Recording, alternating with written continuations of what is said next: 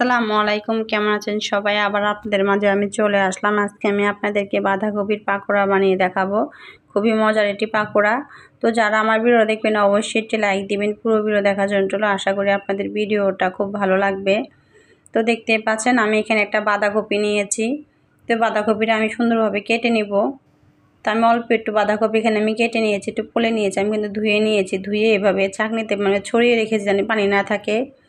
তো এখন আমি বাঁধাকপিটা সুন্দরভাবে আমি মেখে নিব। এখানে আমি কিছু পেঁয়াজ কুচি দিয়ে দিলাম, কিছু কাঁচামরিচ কুচি দিয়ে দিয়েছি।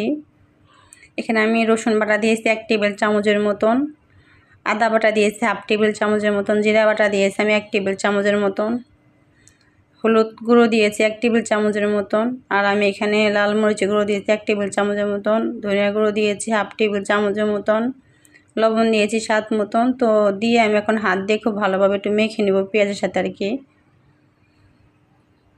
যদি আমার ভিডিওটা ভালো লেগে থাকে তাহলে অবশ্যই চ্যানেলটাকে সাবস্ক্রাইব করবেন, পাশে থাকা বেল আইকনটিকে বাজিয়ে দিবেন।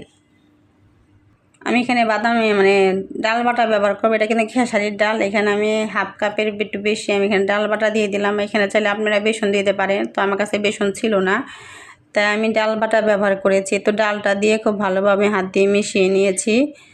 তো এখানে আমি আস্তে আস্তে বাঁধাকপিগুলো আমি দিয়ে দিব, কাটাগুলো। তো দেখতে পাচ্ছেন আমি কিন্তু আস্তে আস্তে করে দিচ্ছি, এটা কিন্তু হাত দিয়ে একটু কষলে নিতে হবে জানি নরম হয়ে যায় আর কি। তো এইভাবে হাত দিয়ে কষলে নিতে হবে খুব সুন্দরভাবে। এখানে কিন্তু আমি চালের গুঁড়ো ব্যবহার করব।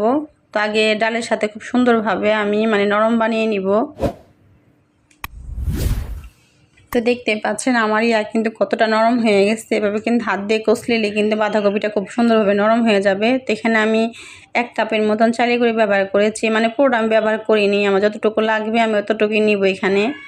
তো খুব সুন্দরভাবে চালের গুঁড়িটা দিয়ে আমি হাত দিয়ে ভালোভাবে একটু মেখে নিই। যে চালের গুঁড়িটা দিলে বাঁধাকপির পাকোড়াটা খুব মচমচে হবে, খেতেও খুব মজা হবে।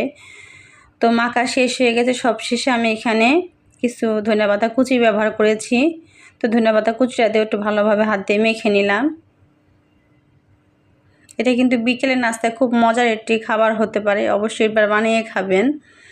তো খুব সুন্দরভাবে আমার মাখা হয়ে গেছে, এখন আমি ভাজবো। তো চুলে একটি প্যান বসিয়ে দিলাম, পরিমাণ মতো আমি তেল দিয়েছি, যেহেতু আমি এখানে পাকোড়া ভাজবো তেলের পরিমাণ একটু বেশি লাগবে। তো তেলটা আমি একটু বেশি দিয়েছি এখানে। তো তেলটা গরম হয়ে গেছে, এখন আমি আস্তে আস্তে করে সবগুলো দিয়ে দিব।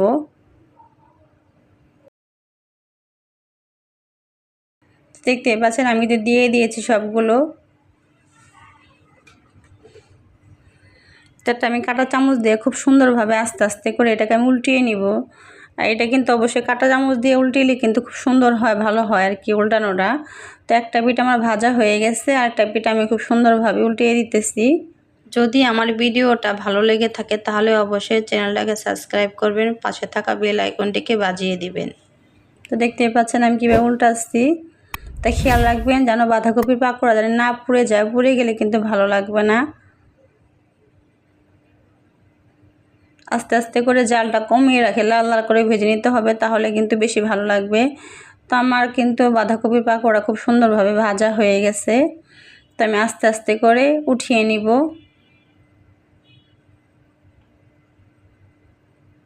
তো আমার খুব সুন্দরভাবে ভাজা হয়ে গেছে, আমি নামিয়ে নিয়েছি।